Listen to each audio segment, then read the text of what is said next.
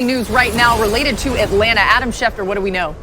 Oh, Laura, moments ago, the Atlanta Falcons waived their first-round draft pick from 2017, Takkarist McKinley. There have been some talk that they were shopping him at the trade deadline. They initially were asking for a second-round draft pick, never got back that second-round draft pick, and now will not get back anything. They have moved on from their former first-round pick, officially waiving him. He will go on waivers, and any team can claim him tomorrow at 4 Eastern. And we also should add, just moments ago, the Pittsburgh Steelers said that they had a player who tested positive for COVID-19 this morning. He will be placed on the reserve COVID-19 list. Interesting that they played the Baltimore Ravens last week, obviously who had a number of complications with the virus. But again, the news of the afternoon right here, Takkarist McKinley waived, a Pittsburgh Steeler tested positive. All right, Adam Schefter with us for all the latest news right here on NFL Live. And a Monday staple here on the show, big man balling on the way. Stay tuned. Find out who makes the list this week. You don't want to miss it. They're balling. We got so much more coming your way on NFL Live. You're watching NFL Live. Is making this face. Dadgummit! I'm just saying. Most memorable 2004 quarterback face. The Eli or the Mina times Phillip Rivers turnover face. I'm crying, y'all. Oh, quit crying! Quit crying! All right, so would he do the face? Most important analysis available on this game, and we're going to pick it up here with Dan Orlovsky, Colts, Ravens, and it was a rough start for Phillip Rivers late in the first quarter. Jonathan Taylor running right, but fumbling the ball there near the sideline. I mean, what's going on here? This is a great play by Marcus Peters, not a great play by P. Riv. Trips over one of his 9 children's toys that's laying on the field, and he goes down like a really, really bad athlete that I may know a lot about. Yeah, well, don't rip yourself. Listen, it was a little bit of a turtle moment. No. See, there's like a turtle You're shell making that on the face bottom right half. there in that moment. He's stuck on his back. We're going to see one more time what he actually looks like. What his face looks like. Same face, maybe?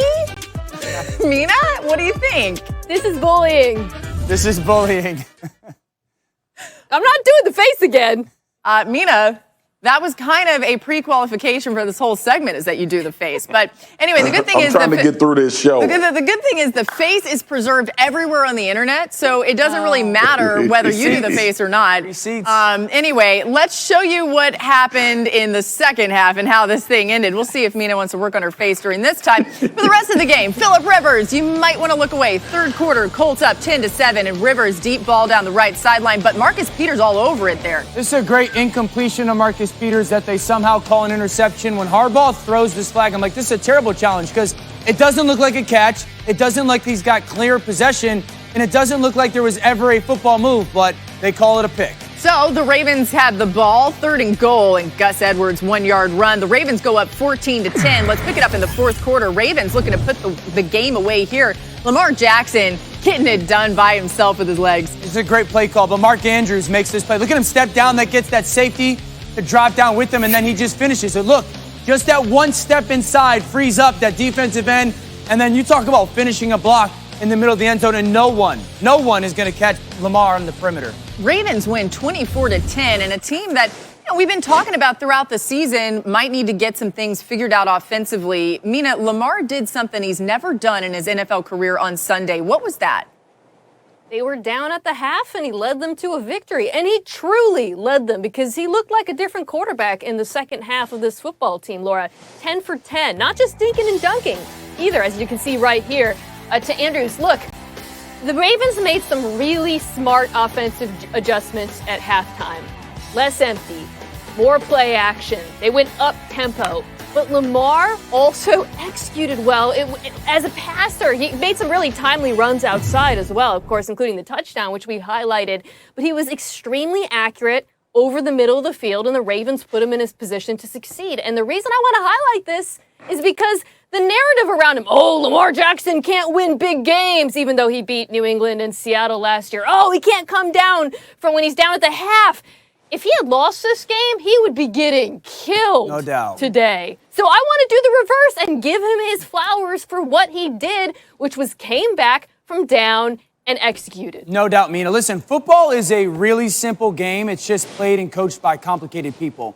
And what I loved what the Ravens did yesterday in the second half was uncomplicate things for their offense and really Lamar. I just want everyone, look at the confidence when the ball's leaving his hands. This is the execution that Mina is pointing to. The play action pass, just watch it come out of his hands. Like, this is a guy that knows exactly what he's looking at in these type of plays and the ability to go, okay, the ball needs to go there and it needs to go there now. And just when you see that as a quarterback, where you see a quarterback doing that, you're going, that's his comfort zone. And that's when Mina says the execution, players will always execute better with the things they're most comfortable with. And that's exactly what Baltimore did in the second half. And I'd say this, those two drives that they put back-to-back with each other at the back end of the third quarter and the beginning of the fourth quarter, those are season-saving drives because that's the turning point for their season of who they need to be, and it came in a must-win game situation for them yesterday. Yeah, they needed this one bad, and I agree with you both. As much as we should give Lamar his flowers, I don't think anybody on this show ever thought Lamar couldn't get it done. Maybe expanding that offense a bit. But I'm going to go to the other side of the ball, man, because a lot of times this Ravens defense gets lost because of the prolific quarterback that they have. They gave up 0 points in the second half. They kept Lamar and this offense in a comfort zone to where they could call anything they wanted to call in their playbook. They came down and made tackles. This team is turning people over. I think it's 21 straight games or 15 straight games of them causing turnovers. It is unbelievable to me that when you see a team like the Baltimore Ravens, that people think that they're bad if you say bad things about them. That's not the point. It's performances like that. It's performances between Lamar and that defense of why we hold them in such high regard. Right. And then you usually are more critical on teams because of that. But that defense pitched the shutout in the second half, and that is what they will continue to do to give Lamar all the available opportunities he needs. Yeah, great expectations for these Ravens. And by the way, they've scored 20 or more points in 31 straight